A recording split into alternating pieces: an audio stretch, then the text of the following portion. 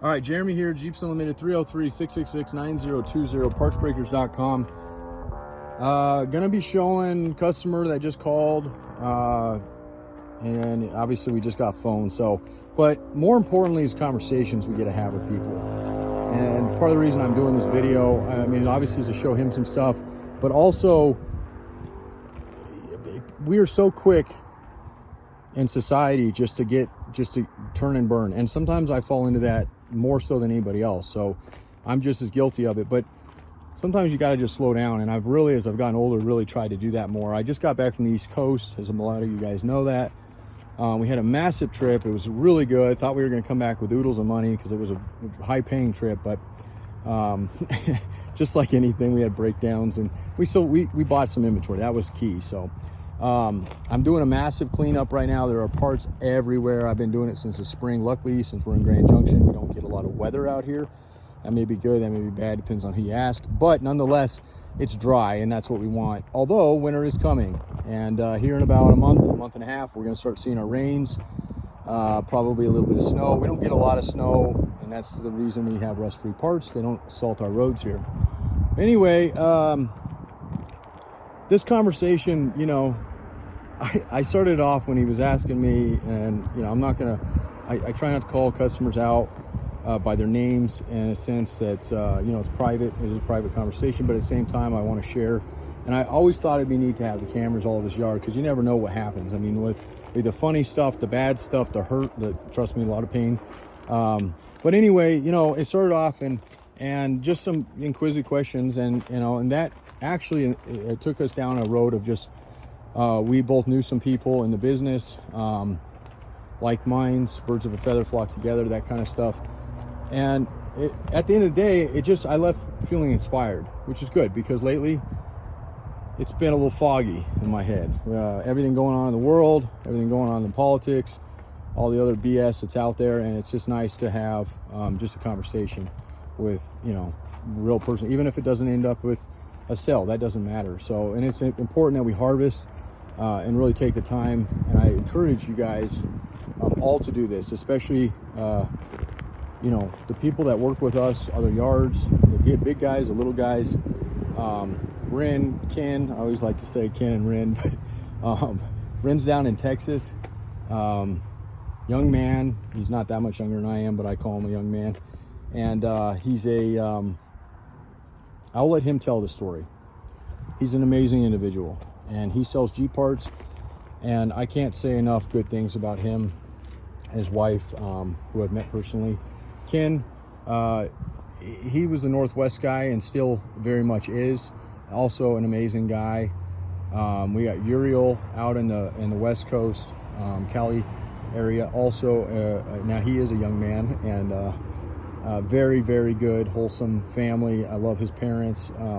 Obviously, we've been able to harvest these relationships, and I mean that in a respectful way, not in a, you know, rape and pillage kind of way that so many people do when they, what can I get out of this person? I was a young man once. I used to have that. I used to feel that way. I mean, I can remember my first marriage and thinking like, well, it didn't work out, but you know, we got what we got and we left it. But you know, as you get older, you get a little bit more wiser, a little more humble, and just a little more respectful of life in general. So this isn't my soapbox moment by no means, but it is a moment to just say thanks for this conversation, and to those who are out there, whether you're, you know, looking at owning a junkyard or want to own a junkyard or want to start something, maybe not a junkyard at all, just something in general. It's networking. It's finding, it's harvesting these relationships with people and expanding your network. Even if you're not a talkative person, or not, you know, maybe you're an awkward person, as long as you're not a dick, you can go places, and you gotta knock on the doors, right? So, and the conversation we had was, you know, about a lot of these older yards out there that have been around for way longer than I've been doing this, and I've been doing this a long time, but that are, you know, looking to move on, looking to retire. And guys, there are a lot of them, and you just got to get to know them. You'd be surprised. As a matter of fact, that's how my yard has come to fruition. It's literally somebody walking into my yard 20 years ago and going, what are you doing? and I want to help you. You know, there was another person looking at me saying that, and still know this person to this day. So anyway,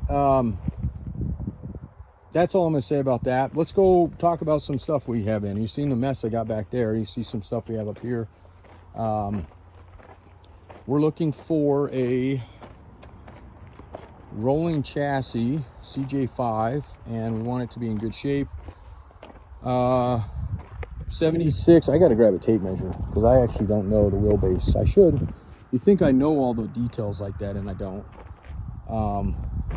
I know from tip to tip on a CJ7, a YJ, and a TJ frame, it's 144, but those are because we sell a lot of them. But nonetheless, and I don't even think, I was thinking we had a file, we haven't done here. So obviously these all have tubs on them. We're looking at just a frame, axle, suspension, and I will get a tape here shortly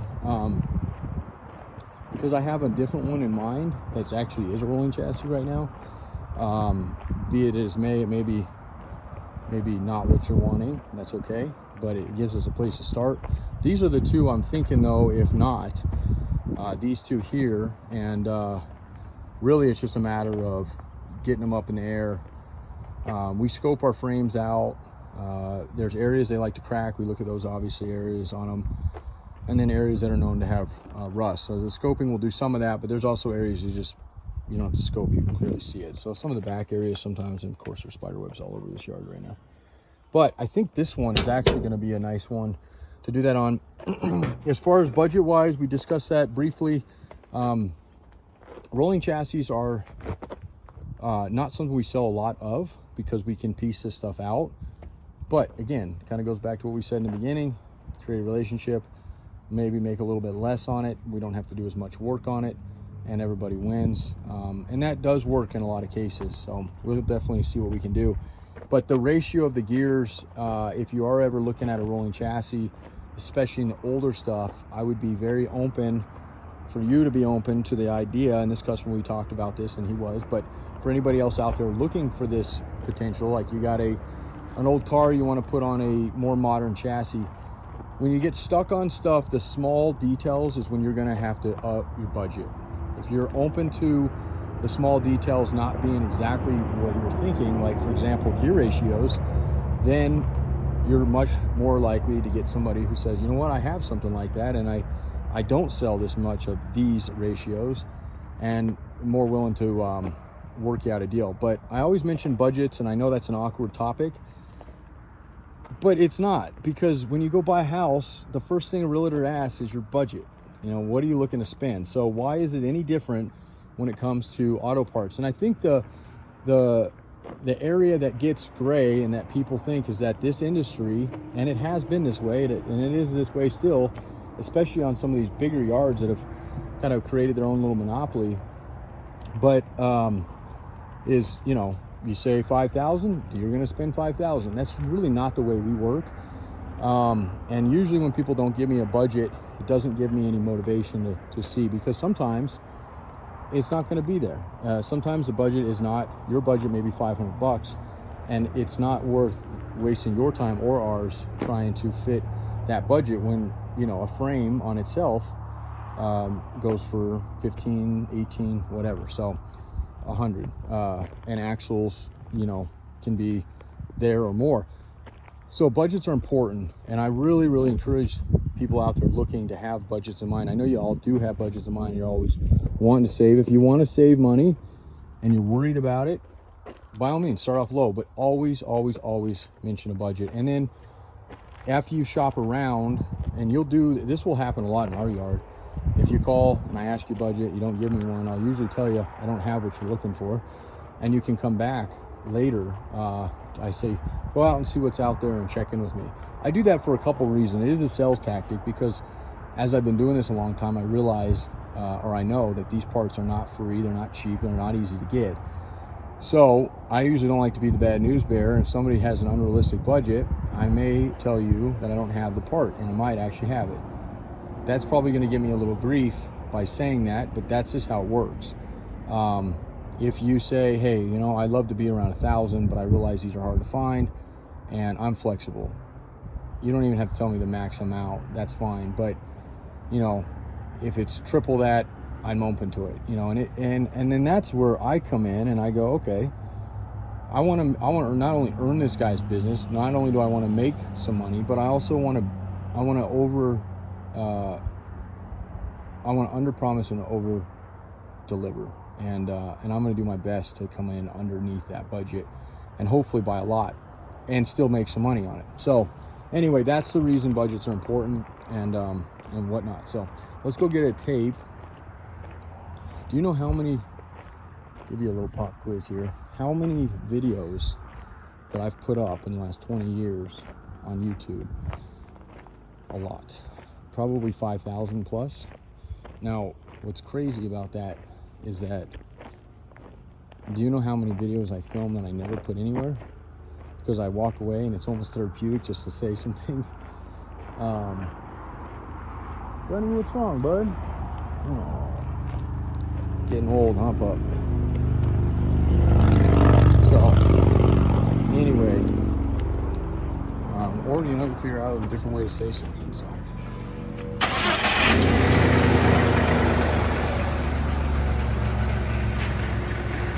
That motor's still a little noisy, isn't it? Is it lifters? Good old 4-liter lifter noise. That's a service job we're doing. Little stuff, kind of fill in the gaps. All right. So, let's not waste any time. Let's go right out to.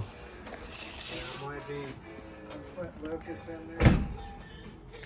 Maybe just run it and it might. Quiet itself up. Yeah.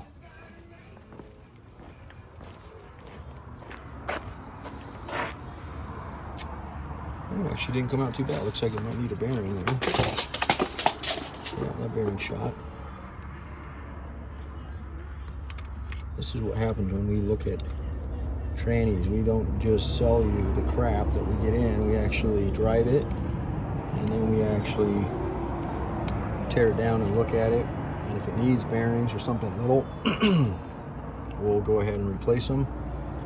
Seals if they're leaking. That one's got a broken lid on it.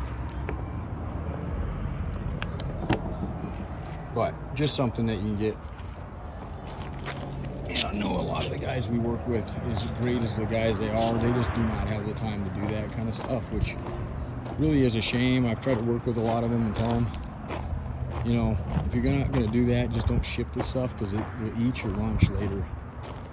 So, anyway, let's look at this frame. I'm just going to really roughly eyeball this guy. Let's see if I can get something to stick this guy onto.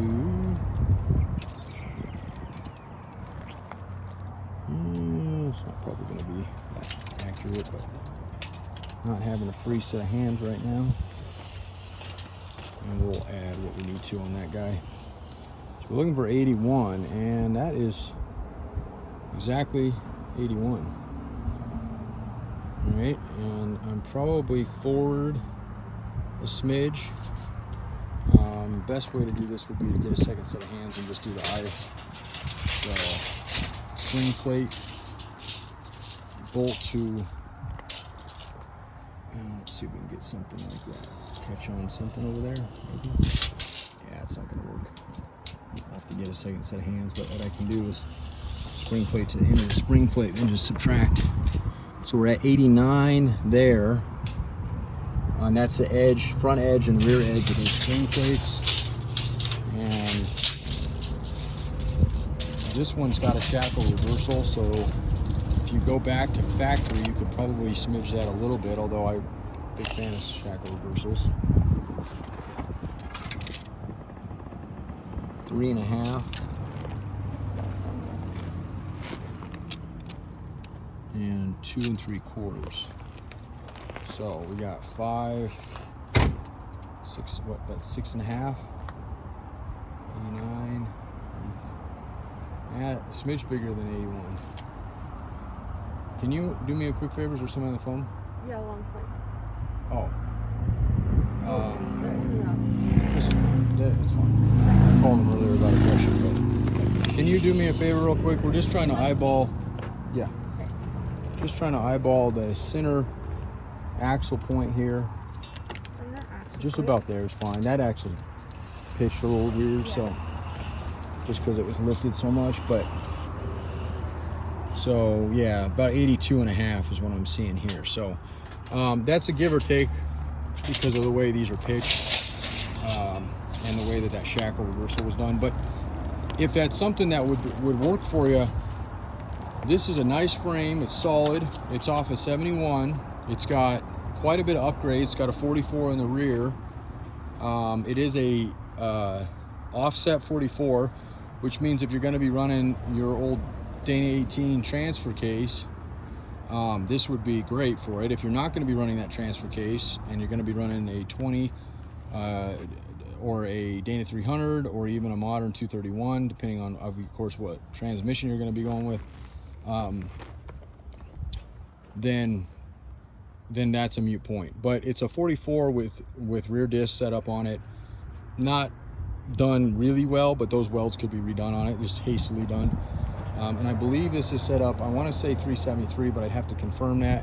Of course, it's got a Dana 30 up front. Both of these are narrow track. And this has been converted over for disc brakes as well. So that's nice. It's got some brand new skins on it. These loops on it, obviously, are not factory. So that's something you may want to go back off of, do something different. Raw steering has been modified, so this has been set up for the Saginaw style steering, which on an FC, I'm not sure exactly how you'd work that.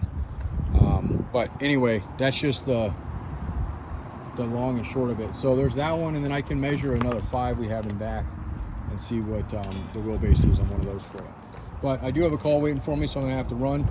303-666-9020, partsbreakers.com for anybody that's looking for a pre-71 frame or rolling chassis. This one is still available until we part it out completely, which is normally what we do. We'd like to sell this one whole. It's been boxed in and replated in some areas and reinforced, so this would be a good option for somebody, but may not necessarily fit the bill that we were looking for this one. But I'll get back with you on those other frames here shortly.